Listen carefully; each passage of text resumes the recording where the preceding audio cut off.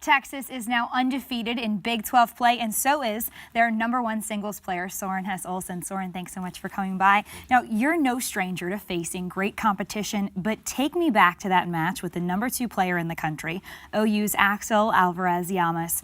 What was that second set tiebreaker like? Well, I was actually up the entire second set. I was up at break almost the whole set, and then he started pushing back, and he came back, and I was actually down 5-4 and 6-5. Got into a breaker, and then I just focused on staying solid, because I knew he's a good player, but he's kind of streaky. He'll give you some loose mistakes sometimes. So I just focused on putting every single ball on the court, and he basically handed me the tiebreak a little bit with some easy errors, and then the match point I was just so happy. So at what point did you realize that this was all coming down to your court? You know, it's when I play on my court, I can always see the scoreboard up there, but Nick only finished, I think, 30 seconds before I did. So I only realized when I actually had match point that this could be the clinching match.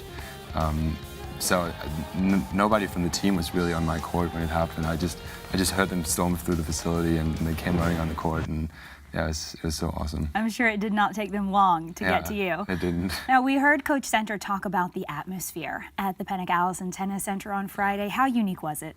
It's by far the best I've ever tried. We had a big crowd 2 years ago against OU too, but this was unbelievable. There was so many alumni out there, and they're being really loud, and it's hard to describe how much it helps you on the court. It just adds so much to a match like that. It just makes you want it so bad. And I even looked at some of the OU players sometimes, and they were kind of laughing because they were being so loud. And it's just, I think no matter what team you'd be on, it's just so nice to be a part of that experience. And when you've got Andy Roddick in the crowd, no pressure, right? No pressure at all. None at all.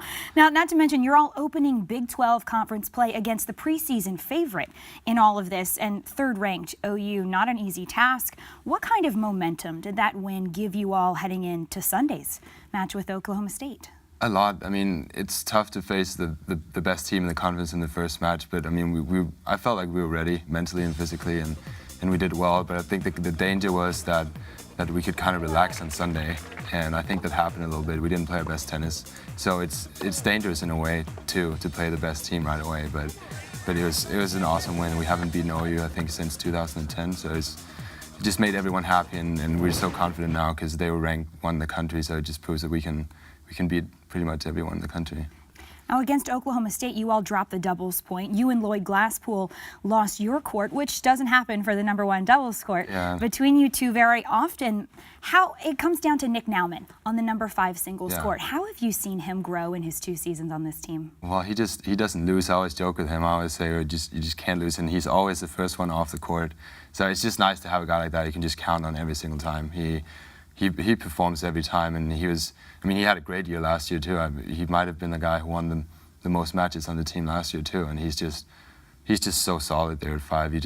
You can expect him to win every single time, no matter who we play, and it gives me confidence too, playing at the top, that I know that they'll take care of business down there. Now, for you playing at the top, I've noticed you don't get too high, you don't get too low. You're a very poised player.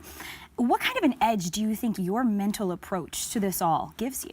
I think it helps a lot. I think I've improved a lot in that area since I got here. When I was a junior, I was throwing my racket around and yelling and screaming, and even my parents had to calm me down sometimes. But I think I learned a lot in college because you always play good players, and there's not room to just take a mental break. You have to be there every time. And I sometimes think about what kind of players I don't like to play, and I don't like to play players that don't show any emotion. Like I want him to throw the racket around. I want him to yell and scream and show that they're frustrated. So I'm trying not to do that at all. So I don't say much, and I try to stick to the positive emotions.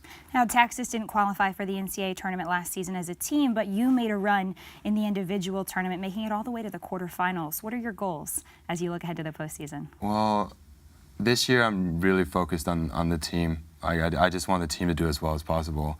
Of course, it's always nice to do well in the national championships and as an individual player, and it was a good experience because last year was my first time in the national tournament for singles players. But it's all postseason, like the team is done, and I don't know, it's kind of just the end of the season, so you just want to finish off the season as good as possible. And of course, I want to win the whole thing. Of course, everyone would say that, but I'll just take one match at a time and then focus on the team effort first. And the next match against TCU this weekend. Søren Hess-Olesen, thank you so much. Thank you.